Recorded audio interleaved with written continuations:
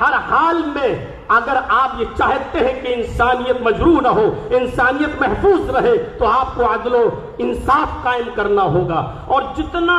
زیادہ عدل ہوگا دنیا میں اتنا ہی زیادہ امن ہوگا۔ آپ کو شاید یاد ہوگا حضرت علی رضی اللہ تعالیٰ عنہ نے بھی ایک یہودی کے خلاف مقدمہ دائر کر دیا